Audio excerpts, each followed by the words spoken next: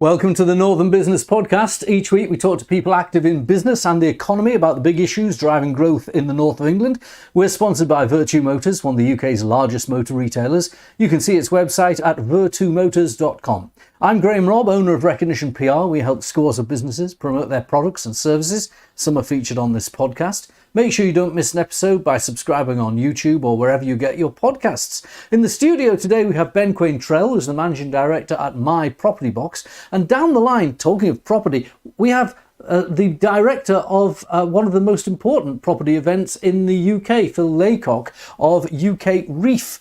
Later, my colleague Josh Havikin will be talking to Claire Preston and Marcia Atkinson about the Power of Women organisation and how it affects and influences women in business.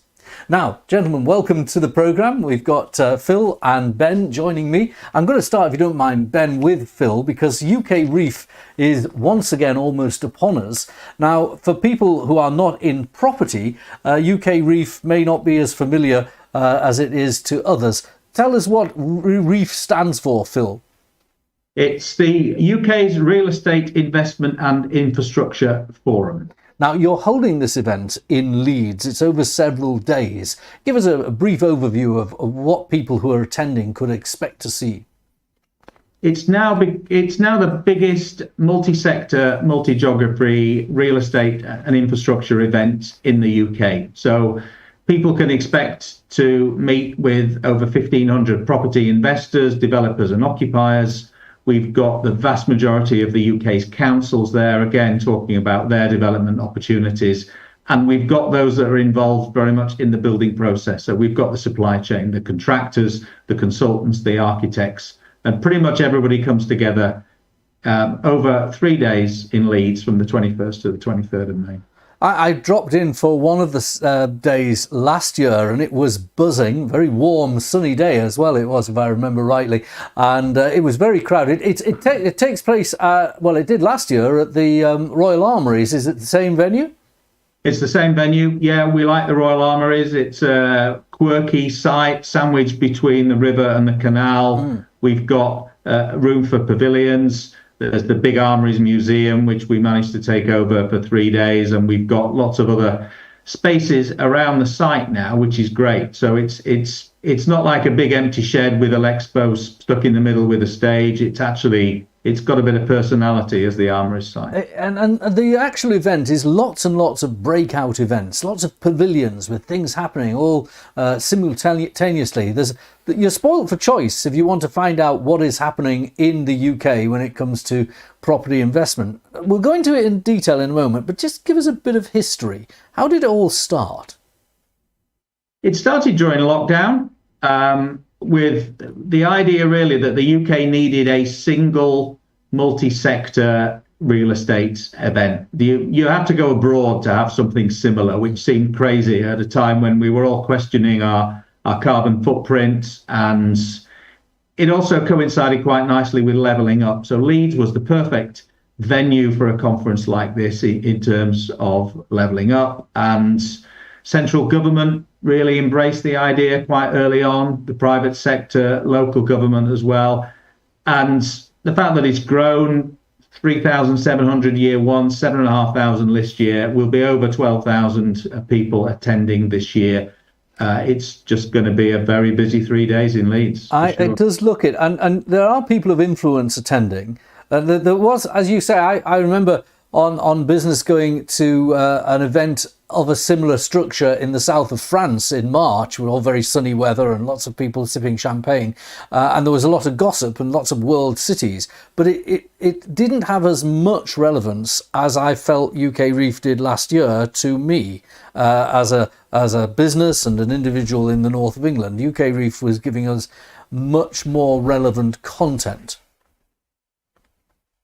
And this is, you mentioned 33 pavilions we have. We have about another 20 or 30 rooms where the meetings are taking place. Central government meeting, local government meeting, the private sector. And yeah, the sun shines in Leeds as well. It has done for the last 2 years, and we'll keep our fingers crossed this year too. But it's actually it's playing its part in making the world go round as far as the property sector is concerned. Just a little roll call from the emails I've been receiving from your marketing people.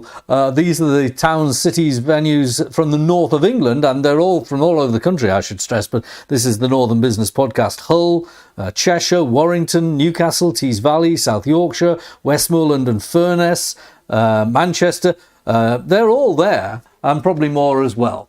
Now, tell us about what are the kind of themes you're seeing emerging as the reasons that people would want to go and discuss matters related to property? So the overriding reason to set UK REIF up was originally bringing inward investment into the regions, and therefore creating the opportunity for the investors to talk to the local authorities about the investment opportunities there. But actually what's grown out of this are the number of conversations that are addressing some of the challenges and some of the things that we focus on, such as, so levelling up has been a really strong theme for the last 2 years, net zero and the need for sustainable growth as well. What we're seeing this year is we've got issues, challenging issues such as the Building Safety Act that is fairly prevalent, ESG, and AI is quite an interesting one this year. So we've got a lot of conversations around technology. Hardly anything at all on AI last year, but this year it's probably one of the dominating themes as to the impact it's going to have on the industry and understanding how we can actually make use of technology to become more efficient. And there are other themes that I've noticed are around in the sector, so that certainly concerning investors. Biodiversity net gain. The new regulation was introduced recently, and I noticed that one of your sessions is a professional development session explaining that. Yeah, that's a huge factor. Biodiversity net gain planning, of course, it's all tied in with this too. Natural England and the issue we've got with nutrients too. It's all about how we can speed the process up with regards to planning, but also doing it in the most appropriate way, because net zero is obviously upfront and central in terms of the priorities. But biodiversity net gain, the ability to improve a site after you've developed on it, is absolutely key to embracing the environment at the same time as building more houses, which we need in the UK. So it's a national conference. It's based in the north of England, which always gets you a round of applause on this podcast. You've chosen to be in Leeds for another year running. Is there growth in this conference, the number of people attending and so on? Yeah, the reason why we like Leeds, we're a Leeds-based business, but we are committed to future conferences being held in Leeds for the foreseeable future. And that's where we're at really in terms of our plans. What Leeds Council and the owners of the site at the Royal Armouries have shown us is that we can achieve 20-30% growth year on year for the next 3 to 5 years. We know exactly how the site can grow and how we can take it from 12,000 people this year to 15 to 18 to 20,000 fairly quickly, really, in terms of getting the space and being able to host everybody. That is a large number of professional people on one site, but that is, you said 12,000, but that's a tangible growth from last year.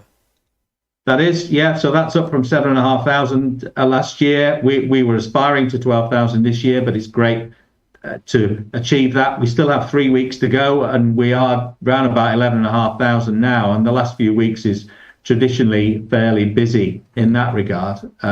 So yeah, it'll be north of 12,000 this year. Okay. And I think we can see where we're heading for next year as well. Well, development and property is all about sustainability. How do you get the conference to be sustainable? I drove my car to it because that was my way of getting there for the appointments I wanted. But if you getting the train from Leeds to Leeds, it's not actually in the centre. How do you get there? Is there a shuttle service, or you just have to rely on taxis? How do you get there? It's just over 10 minutes walk from Leeds station to the site, so it is quite handy. Leeds and the canal has got the riverboat. The canal boat there, the taxis, the water taxis, which are great. Well, the weather's good. It's very easy for people to embrace active transport and walk to the site themselves. Well, Phil, I didn't even know there was a canal boat in Leeds. That's certainly taxi. Brilliant. I've never used it. Well done. Look, stay on the line. Let me just bring Ben in. It's not quite the same kind of property that you work in that Ben works in. Ben, your business, My Property Box, you've been on the programme many times. Just remind our viewers and listeners what My Property Box is and how it's growing. So we offer mainly lettings and management services across the North East, from Northumberland all the way down to North Yorkshire. We're not in Leeds yet, but hopefully one day. And we offer sales, lettings, management service for property landlords, property investors.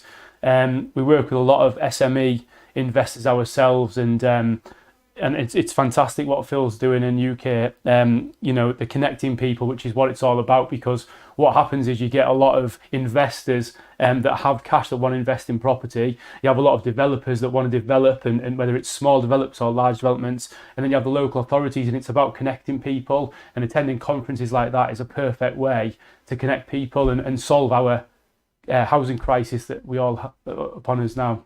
Now, investing in property, residential property and property to let, it's having its own legislative issues at the moment. There's a bill being debated in Parliament today, the Rent Reform Act and so on. Are these, is this presenting hurdles that change the investment criteria and the investment outputs for people? I think the Rent Reform Bill overall is a good thing that's happening. It is going to reform the industry, and a lot of professionals in property welcome that, because for so long there hasn't been a lot of regulation. It has gradually come in over the years, but certainly now it is ramping up a little bit. So yeah, most property professionals would welcome it, but it's obviously the devil's in the detail, isn't it? And it's just subject to what they're going to do. Obviously, the Section 21 is a big talking subject. No fault eviction. So they just need to get it right and involve everybody in the industry in that, which they are doing, to be fair. So no fault eviction is the key lodestone for the tenant. But when it comes to other reforms that are being discussed, there is the prospect of leasehold reform, and this particularly is something for investors to consider. What's the background to that reform? So absolutely, yeah. If you're an investor in property and you're looking at a strategy, whether it's converting an old pub into a number of flats, whether you've got a plot of land that you're looking to develop and put a block of apartments on, really, that would affect the leasehold. There's a lot of things you need to consider with that. At the end of the day, if you're a property investor, it's about return on, a lot of the time it's about return on your investment. Yes, you've got a social environmental responsibility, but a lot of it is that. So yeah, around the leasehold, it could cloud. There needs to be more clarity, and it's all going to come out over the next 6-12 months, isn't it? But yeah, it certainly would stipulate to an investor whether they should do that strategy or not. But obviously with apartments, per square foot in terms of the ground, you do get more property. And with a housing crisis like we have at the moment, that's what we need. And that's why we've seen in the North East professional HMOs become so popular, because of the lack of property available. So you find a lot of investors, developers converting old Victorian properties into HMOs, multiple occupation. And these houses are being sold no longer to students, are they? They're going to professional people, young professionals who are living in an environment that is, yes, a house share, but more professional and higher quality. Absolutely, yeah. I mean, years ago, the general standard of HMOs were seen perhaps at the lower level, but now, the very high level, the very, high-end 5-star standard, a lot of the professional ones, and it is ideal if you're a young person moving to the North East, perhaps to Darlington to work at the Treasury, you've just left university, moving into a HMO, all bills included, property is attractive position, and you get to share a house with other young professional people. Now, another thing that's happening across parts of the north, which is relatively new, it's happening in London, and maybe you're seeing it reflected with people coming to Reef, is build to rent, large corporate apartment blocks which are being built to rent. Now, it's not happening in the North East as much. I think there's one or two in Newcastle. There's one being discussed in Durham, but in Leeds and in Manchester, they are more commonplace, aren't they? absolutely, yeah. With all of these sort of schemes, buy to rent is another one that's quite popular now, and they start off obviously a lot in the cities like Leeds and Manchester, and the move up to the northeast. Newcastle, there is some schemes like that now in Newcastle, so it is coming for us northeast people, and you do see that. But yeah, traditionally it's in larger cities.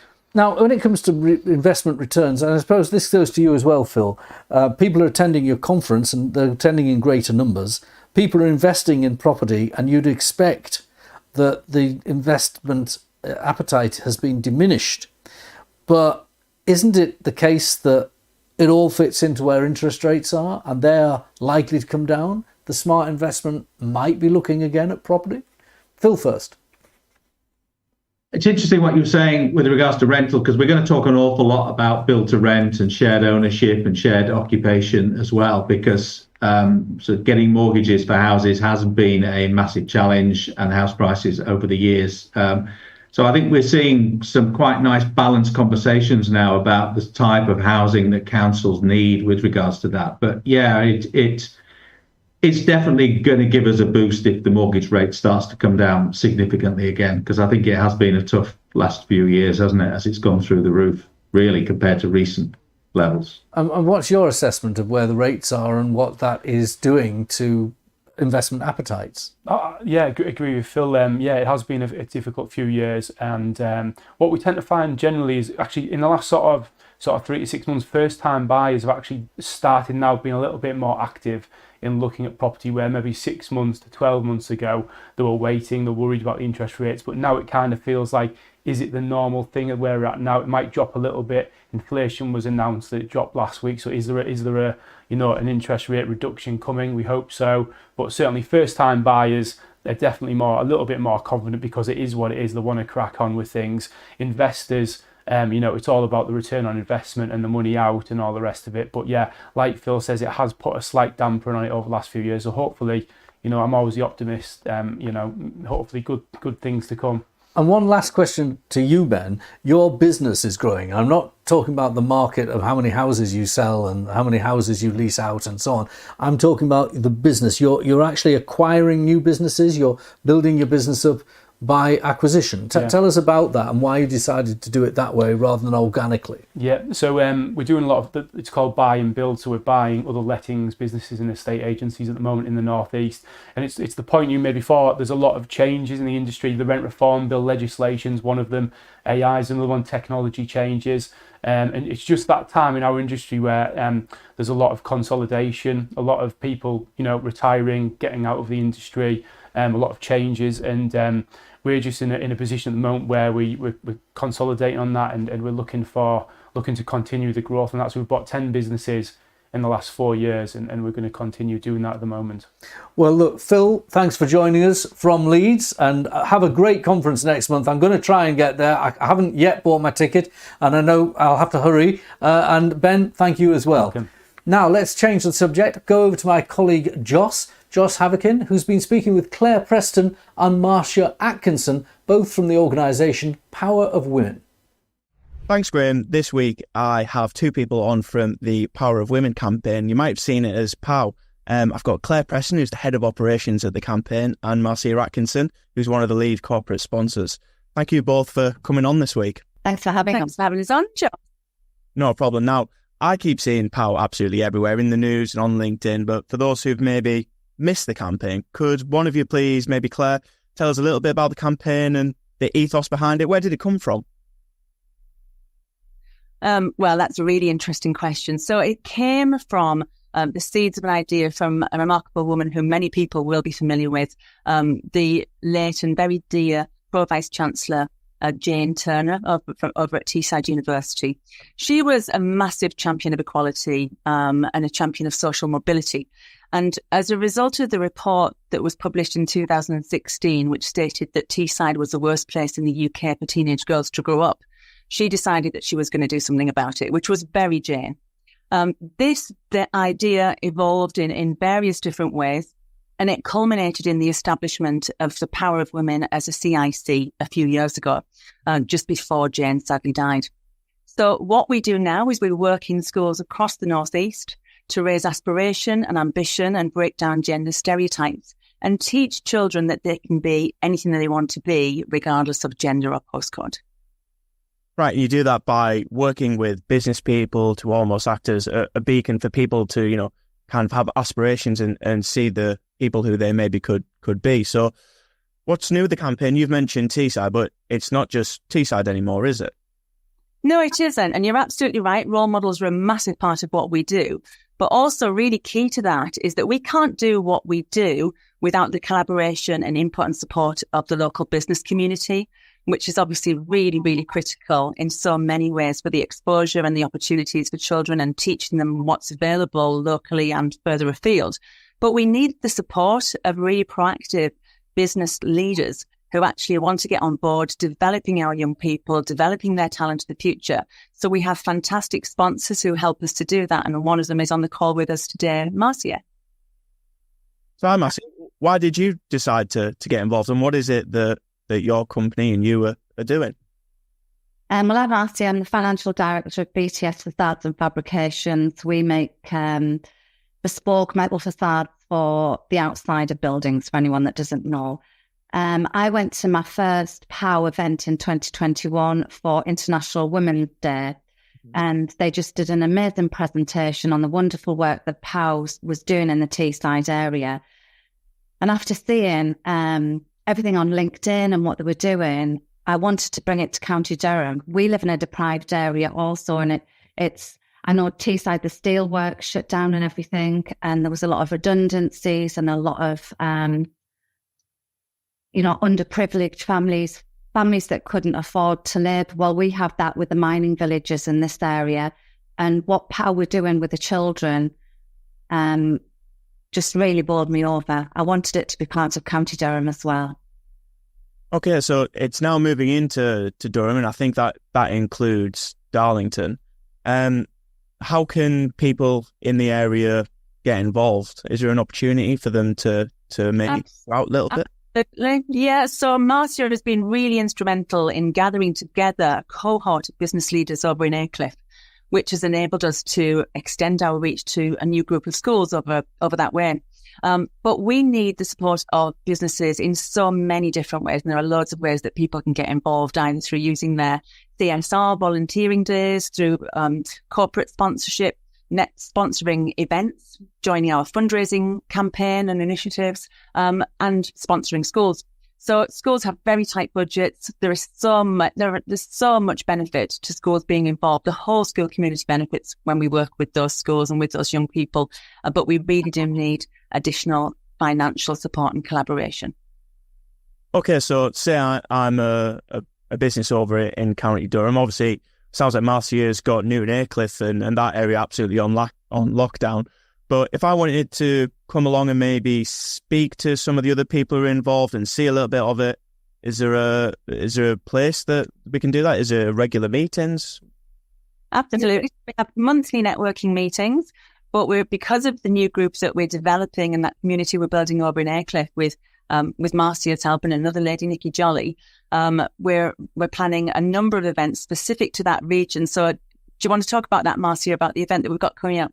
Yeah, sure. So we have an event on the 3rd of June. It's at Hallgarth. So if you go onto Eventbrite or you go onto LinkedIn, there is a link on there and you can get your ticket. It's an amazing, we've got inspirational speakers, and it's a great chance to network and get involved with POW and be able to find out more about the campaign and how they can, how they're able to help us. And so everyone can find that online, but there's one question I'd like to ask you both, really, and that's, when you were younger and you were beginning your careers, do you wish there was something like POW back then? Do you think it would have made a difference to where you are now, or, the people who you grew up with? 100%. And that's one of the reasons I'm so passionate about it. Just, I'm sure Marcia will feel the same, but I would have absolutely welcomed any support like this, just to give me more insight and understanding of the opportunities that were within my reach. I had no idea. Our careers guidance was so limited, but we do more than that. It's more than careers guidance. It really is building confidence, developing awareness, and really teaching young people that these things are within their reach and are opportunities for them, even though they might not believe that to be the case right now. Well, I think it's a case of I think I may have even picked this up off a Pal post, but if you can see it, you can be it. And I think you two are both, brilliant examples of people who've really made a fantastic career here in the Northeast. Well, this podcast covers the whole of Northern England, and I'm sure there's going to be people who may be considering how they can run something or get involved in a campaign like POW. So I'm sure that maybe there'll be a few people who'll be getting in touch with one or both of you and seeing how they can maybe start something similar in their area. Listen. Thanks, Joss, talking to Marcia and Claire there. Now, if you'd like to join us as a guest on the Northern Business Podcast, feel free to get in touch. We'd love to hear from you. Use LinkedIn. It's the easiest way to do it. And thanks also to our podcast producer, Harry Sinclair, my technical operator, Robin Campbell. Join us next time for the Northern Business Podcast. Don't miss an episode by liking or rating or subscribing on YouTube or wherever you get your podcasts.